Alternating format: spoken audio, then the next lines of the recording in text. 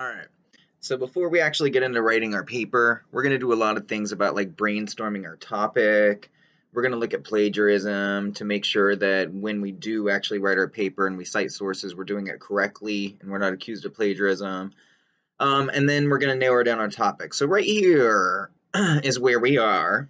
We're going to brainstorm our topic, and right in this little section of the quest, we're going to get three people that we might want to do our research paper about. And again, no matter who you pick, your thesis statement or your question that you're going to be evaluating or arguing is why the person you choose is a person of historical significance. All right, because before we started the paper, we were arguing about that, and I just figured this would be the best way to address this. This is actually Mr. Rexford's idea, and I kind of thought it was really cool when we had a meeting about it. I was like, yeah, that's kind of perfect. Then I can let them kind of choose whoever they want. No more arguing, blah, blah, blah. So whoever did you pick, you're going to have to argue why they are historically significant. So step one, click below to download the research process. Your objective is to brainstorm three people you think you may want to do your research paper on. Yeah, let me fix that right now. Excuse me. That you may want to do your research paper on. Fill in the document, answering questions about your three choices. Make sure you use red font for your answers. Please turn in this document when you are finished. So let's go ahead and look at this little document. I'm gonna click enable editing. Look at that, nice little font style there. Sets a title. Look at that, research process brainstorming. And you can see here that I have text boxes for you to actually type in. All right, directions. Come up with a list or a cluster of ideas, topics, questions / people that interest you and that you might want to research for more information or for a better understanding. For your biography, you're going to argue why the person you chose should be considered historically significant. So you may want to talk about the major awards, accomplishments they achieved in their lifetime.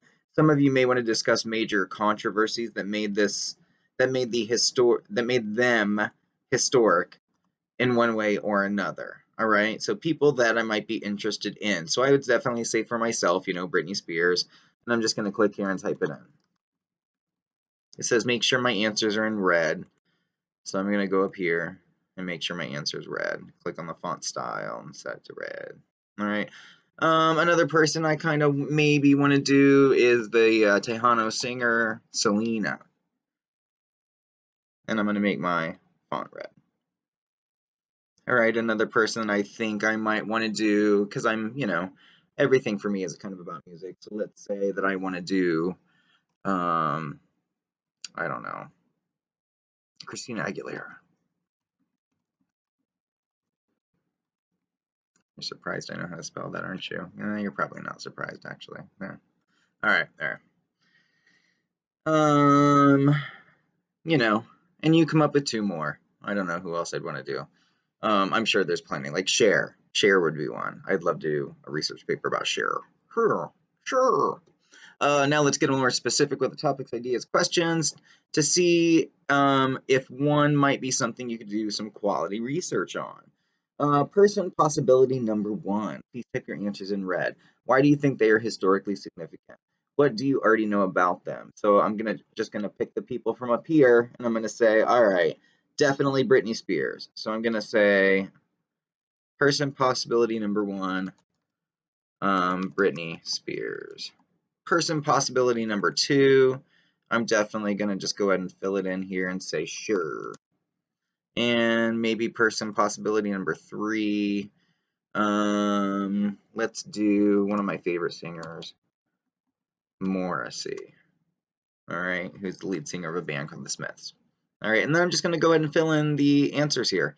I have three of them here, so that means when I do narrow down my topics, it has to be one of these three. I can't go changing my mind up here and say, oh, Christina, because then I'm going to have to go turn this in again or resubmit it, and that's just going to be a pain for Mr. Turner.